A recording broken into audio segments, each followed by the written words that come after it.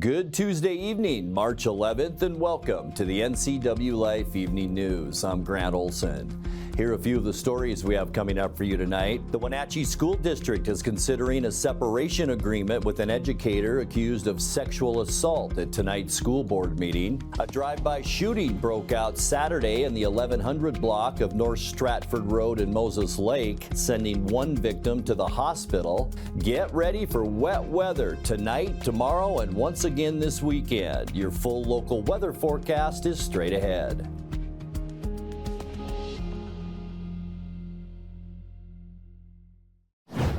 The man accused of setting fire to a Wenatchee drainage culvert last month has now been formally charged with arson. Chelan County prosecutors on Monday charged 51-year-old Timothy John Whitney with one count of second-degree arson. Whitney, who was homeless, was allegedly trying to start a warming fire February 3rd at the mouth of the culvert when the plastic-lined pipe caught fire and sent a gout of black smoke into the afternoon sky. Whitney denied being the cause of that fire, which required $260,000 worth of emergency repairs to prevent that culvert from collapsing. He remains held in the Chelan County Regional Justice Center on $25,000 bond.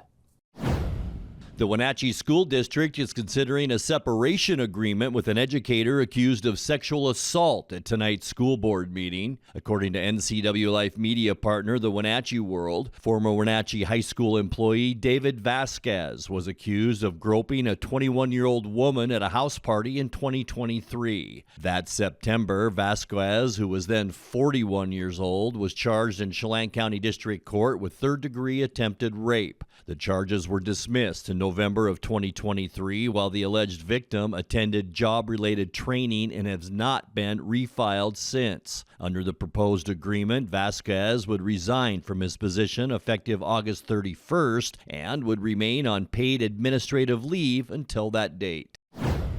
Last week, Chelan County Commissioners decided to allocate an additional $90,000 to the Leavenworth Chamber of Commerce's Recreation Ambassador Program. The program provides ambassadors to advise and interact with individuals venturing on trails outdoors in the Upper Valley and reportedly assisted 14,000 visitors last year. The Chamber decided to expand its program this year in response to the recent layoffs of U.S. Forest Service employees. The program's expansion will include additional staffed weekends, hiring additional seasonal employees, and more. Now, with additional funds from commissioners drawn from lodging taxes, the Chamber will spend roughly $135,000 on this year's program.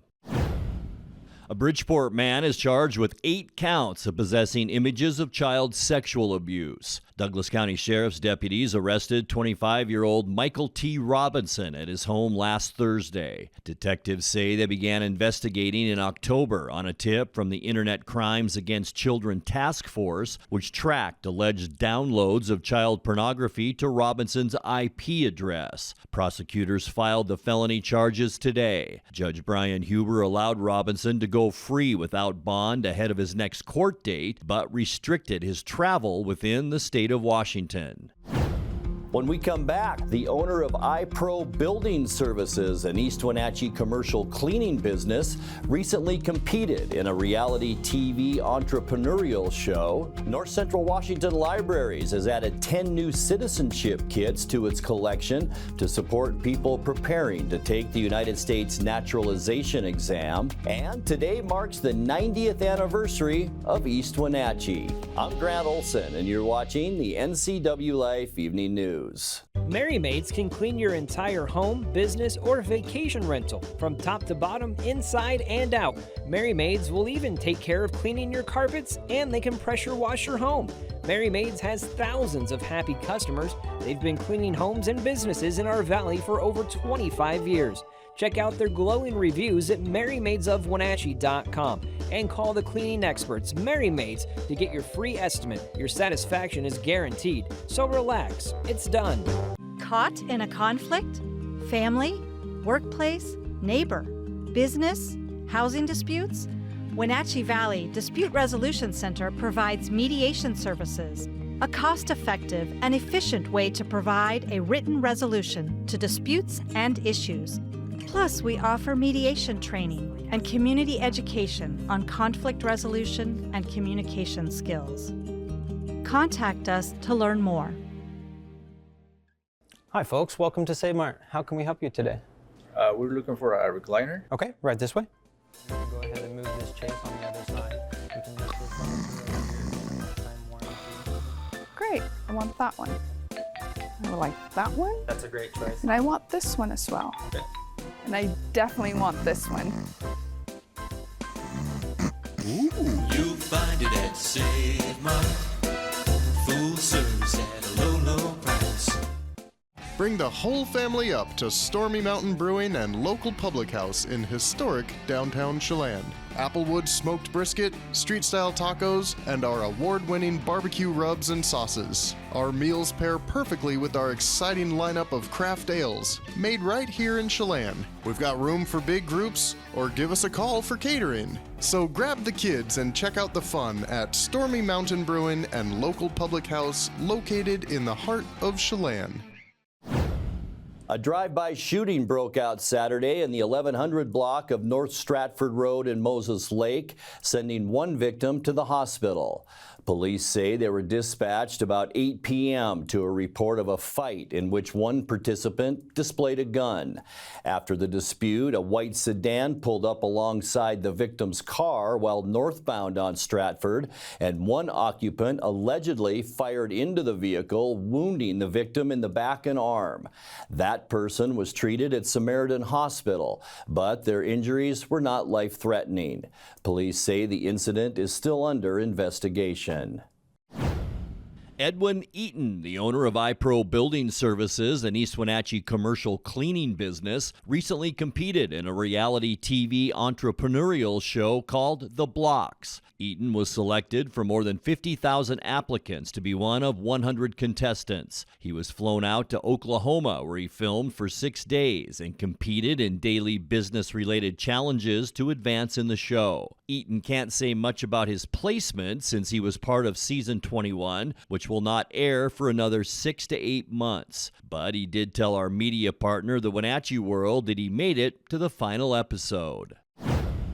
North Central Washington Libraries has added 10 new citizenship kits to its collection to support people preparing to take the United States Naturalization exam. Each kit includes study materials published by the U.S. Citizenship and Immigration Service, including flashcards, study guides, and sample questions in English and Spanish. NCW Libraries said the goal of the kits is to offer an option for individuals who want to self-study or do not have access to citizenship classes. The kits are also meant to supplement North Central Washington Library's citizenship programs held in Peshastin and Quincy. The citizenship kits can be placed on hold on the NCW Libraries website or in person, and library patrons can pick up and return kits at any library location. Today marks the 90th anniversary of East Wenatchee. East Wenatchee was just a dry and sandy land until the construction of the Columbia River Bridge brought irrigation water and easy access from Wenatchee in 1908. Folks began venturing to the east side of the river, apple orchards began to blossom, and by 1940 the town had grown to 268 residents. East Wenatchee was officially incorporated as a city in 1935 and now has over 14,000 residents. NCWLIFE News spoke with East Wenatchee Mayor Gerald Crawford today about this historic anniversary for the city. Crawford said, quote, "This is the place that has opportunity and land available. I think we're just going to continue to see it grow and evolve over time." Coming up next, Dryden Fire Chief Andy Lee is hoping to do what his fire district hasn't done since Elvis Presley was on the charts. We'll tell you what that is coming up in tonight's feature story. Wet and cooler weather is setting in tonight and continuing through the weekend. I'll have your full local weather forecast coming up. That and much more still to come tonight. Please stay with us. Hi, I'm Amanda Walden with A. Walden Insurance Group. Medicare can be overwhelming, but you don't have to figure it out alone. I've been helping people understand their Medicare options for over a decade. Medicare isn't a one-size-fits-all. I'll help you understand your coverage options so you can feel confident in your decisions. Let's find the right Medicare plan for you. Call me today. Meet Amanda in person at the KBQ Home Expo, March 14th through the 16th. This March, Lake Chelan welcomes food and wine lovers to an unforgettable experience. Taste Chelan. 16 of the Valley's top wineries and restaurants create the perfect pairing of fine wines and Epicurean delights. With 4 unique winery tracks and 5 weekends to explore, every visit offers something fresh and exciting. From your first sip to the last bite, every moment is a delicious adventure, so don't wait. Tickets are selling fast. Visit TasteChelan.com today. It's the National RV Show at the Grant County Fairgrounds in Moses Lake, March 13th to the 23rd. Check out the enormous selection of both new and used RVs, motorhomes, travel trailers, fifth wheels, with huge incentives, 0 down and no payments for 90 days. Top manufacturers are coming from across the country, like Winnebago, Holiday Rambler, Forest River, Thor, Flagstaff, Grand Design RV, and more. And enter to win $30,000 or a new RV. Get $3,000 over NADA for your trade, paid for or not. So come on down to the National RV Show at the Grant County Fairgrounds in Moses Lake, March 13th to the 23rd. Dryden Fire Chief Andy Lee is hoping to do what his fire district hasn't done since Elvis Presley was on the charts: raise the tax rate it collects to pay for its fire and emergency services. Chelan County Fire District 6 has not changed its tax levy since 1955. Now, after 70 years, the district serving Dryden, Blewett Pass, and surrounding areas finds itself with a $10 million funding gap and tough choices to make. Among other possible cuts, the 45 square mile district could be forced to do away with its ambulance service. In tonight's feature story, Chief Lee talked with NCWLIFE News about the situation at a community meeting last week in Dryden. Andy Lee, I'm the fire chief for Chelan County Fire District 6. Took it over 3 years ago. I was a volunteer here for 28 years before that. I've got a yearly budget right now of $430,000. It's been that way since 1955. The district attempted to make a run at a levy in, I believe, in 2011 with there was no education to it. It was just thrown on a ballot and go for it. So we've stayed, with the Tim Eyman initiative, we stayed at that 1% the whole time. Last year we had $12 million in growth. The district collected $3,000 out of that $12 million.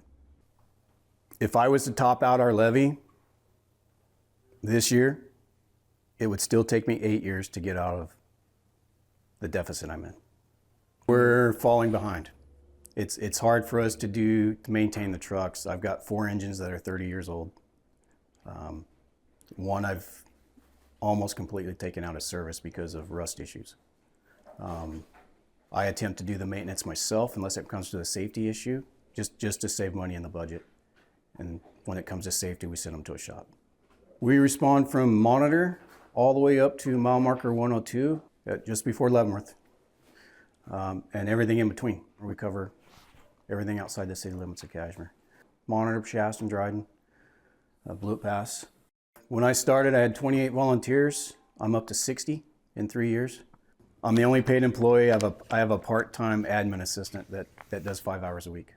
Call volume goes up quite a bit. We were low last year for whatever reason, which is good on us, but it has been increasing every year. I believe in the last 5 years, there's 20-some% increase in call volume. Because of our situation, by law, we are not required to provide EMS services.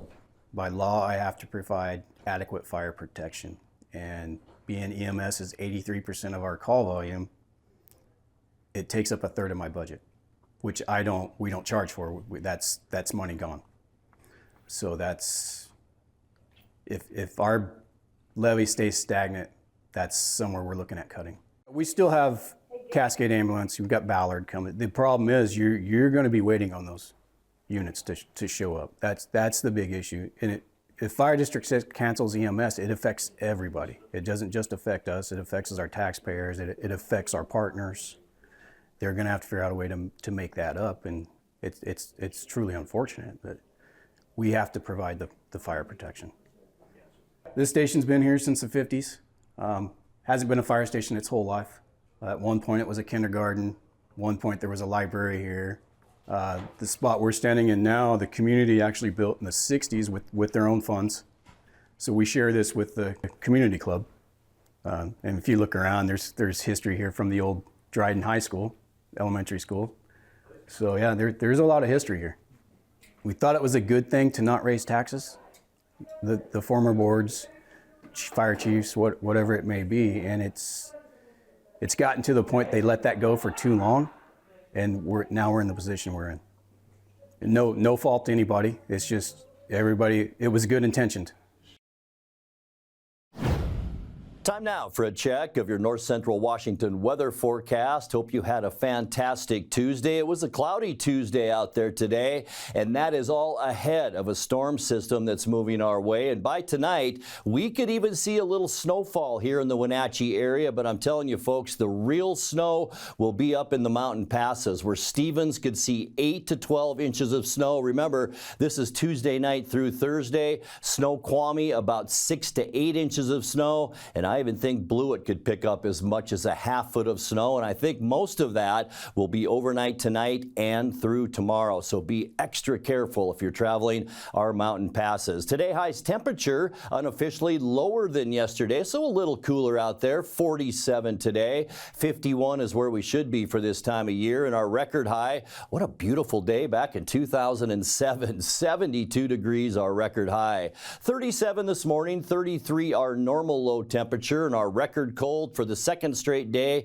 happened in 2019. This time 18 degrees overnight. Sunrise this morning 7:21, and it sets tonight at 7:01. Getting you into those Wednesday temperatures, things will be about the same temperature-wise tomorrow as today, just a lot wetter tomorrow. 53 in Moses Lake and Ephrata, 51 your high in Quincy. Wenatchee will see 47, and we'll see a lot of 47s up 90, Highway 97, Eniat, also Chelan and into Omak.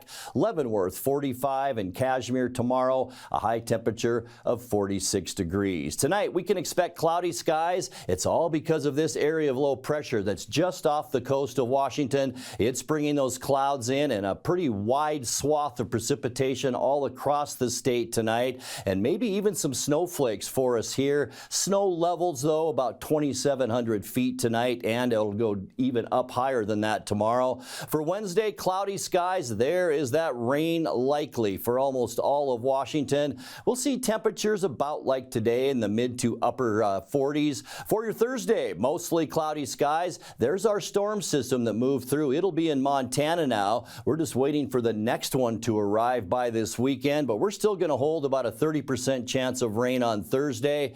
High temperatures back into those upper 40s, and then by the end of the week on Friday, here is storm number 2, and it's got a lot of wind with it coming into Washington and Oregon. We'll see about a 50% chance of rain. That'll be mainly in our evening hours Friday. A little cooler too. High temperatures to end our week only in the mid 40s. And then for the upcoming weekend, we are going to stay wet. Cloudy skies, lots of rain and snow showers into the Cascades. We may see another advisory for the mountains this weekend. 70% chance of rain for us with highs in the 40s. And then on Sunday, morning rain showers, and that greenish color could mean even some heavy precipitation on Sunday. Will be cloudy in the afternoon, so most of the activity will be in the morning. High temperatures in the upper 40s for your Sunday. And then as we kick off our next work week, St. Patrick's Day on Monday, mostly cloudy.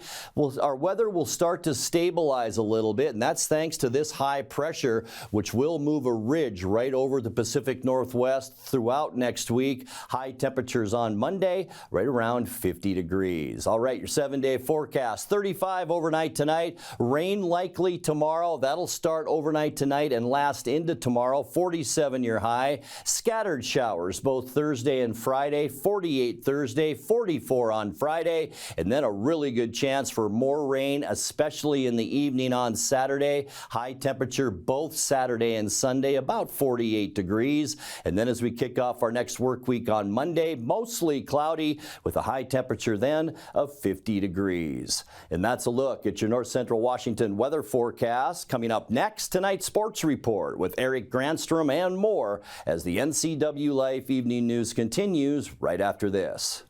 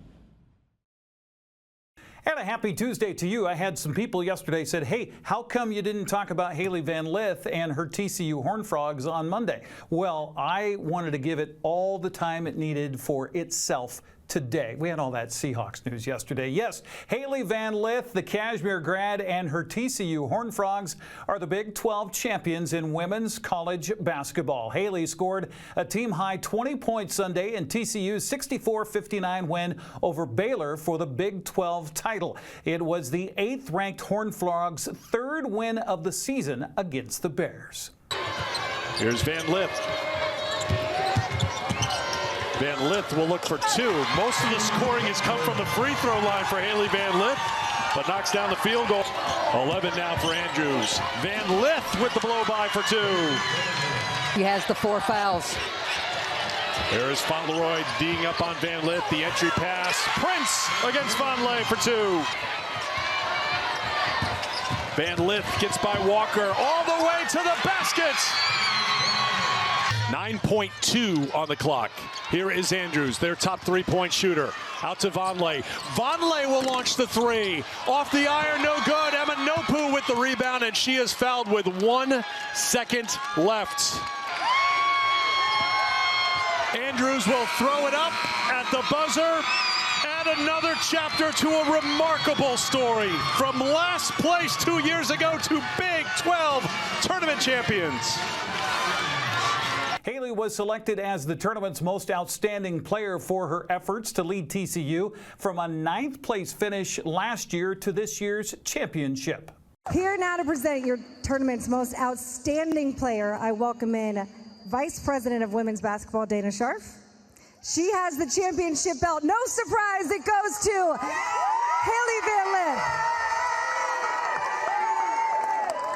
Hold that thing up, let us see it. It's a little heavy.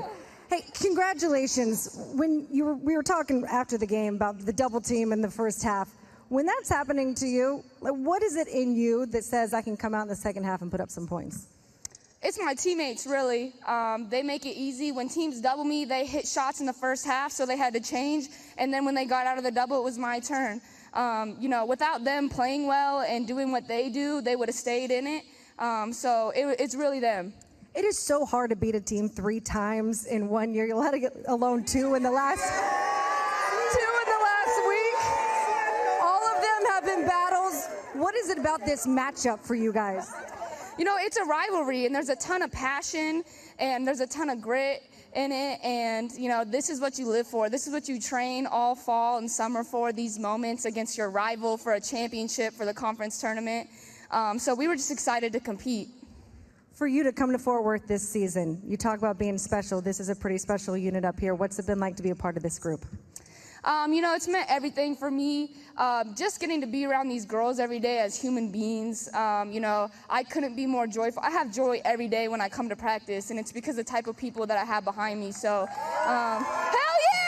Clap it up! Clap it up! Haley Van Lith, your tournament most outstanding player. Congratulations, Haley. In other women's sports yesterday, the Gonzaga and Washington State seasons both came to an end, at least as far as the West Coast Conference tournament is concerned. That happened in Las Vegas. The Bulldogs fell in the semifinals to Oregon State, 63-61. Portland knocked off the Cougars and took them out of the tournament, 72-57. The Gonzaga men advanced to the championship of the WCC tournament with an 85-76 win over San Francisco last night. They'll play 19th rated St. Mary's tonight for the championship after the Gales ousted Pepperdine last night, 76-59. St. Mary's, by the way, has swept the season series against the Zags and also knocked the Bulldogs out of last year's WCC title game. The tip at 6 on ESPN. Well, the Mariners dropped 2 6-12 in Cactus League baseball yesterday with a 7-5 loss at the hands of Milwaukee. Mitch Garver went yard for Seattle, while Jared Sundstrom had a good day at the plate, going 2 for 2 with a run. Casey Lawrence got the start, lasting 2 1/3. He allowed 3 runs on 4 hits, including a home run. Now the set, and the 0-1 to Garver, swinging a high drive deep into the gap. In left center field, that ball is getting smaller and smaller, and goodbye baseball onto the berm in left center field. And Mitch Garver continues his hot hitting this spring. A 2-run blast by Garver, his 3rd home run, and it's now the Mariners 3 and the Brewers nothing here in the top of the 1st inning. What a spring from Mitch Garver. My goodness. Delivery to Yelich, hit to left. Got some carry, still carrying out of the ballpark. Second homer in as many games for Christian Yelich. Love to see the opposite field pop from Yelich. After a day off today, the Mariners are back at it in Peoria tomorrow at 1:10 against Kansas City. We are just 15 days away from opening day at T-Mobile Park. Well, we mentioned yesterday that the Wenatchee Wild are clinging by their very fingernails to a potential playoff spot in the Western Hockey League action. Wenatchee is on the road this week. They'll wind down the season as they travel to Kamloops tomorrow to face the Blazers. They sit 3 points back of Seattle for the 8th and final playoff spot to the Western Conference. Austin Andrade says they'll be watching tonight's matchup between the Thunderbirds and Tri-City Americans. Yeah, we're obviously there's some work that we have to do, but we will need a little bit of help possibly to get that done. And Tri-City and Seattle, it's been a great battle all season long, but having some help from Tri-City is going to be a big help with 3 of the next 4 for Seattle against the Americans group. I think they're getting their top goaltender back, stepped out of the game with an injury on Friday. We didn't face him on Saturday, but Lucas Mateka and their top forwards, Gavin Garland, the top rookie for Tri-City, is back again. We saw him after missing some time with an injury we saw him on Saturday. So getting some help from Tri-City is going to be big this weekend. We need to take care of our business, but obviously we can't be doing the scoreboard watching. We've got to take care of our work. But we'll take all the help that Tri-City is able to offer. After tomorrow's game in Kamloops, the Wild remain north of the border to play at Prince George on Friday. And Saturday, we'll have more from Austin tomorrow as Wenatchee continues to reach for the postseason. Well, the Prep Spring Sports schedule gets off to a slow start this week, kind of a trickle out of the tap, if you will. The Quincy boys soccer team starts the 2025 campaign on the road with a friendly, if you will, against Eisenhower tonight. That's on the road at 7 o'clock. Speaking of soccer, our first Prep Sports broadcast of the spring will be this Friday at Eastmont as the Wildcats host the Pasco Bulldogs. Sebastian Moraga will have the play-by-play. Our pregame gets underway at 6:45 right here on your local TV station, the NCW Life channel. That's a look at sports news. I'm Eric Granstrom. Have a happy Tuesday. And that will do it for our newscast tonight. For more news from around North Central Washington, you can find us at ncwlife.com, on our social media channels, or on our mobile app for iPhone and Android. And remember, if you see news happening, we'd like to hear from you. Email us at news@ncwlife.com or give us a call at 888-6295. I'm Grant Olson. Thanks so much for being with us and have a great night.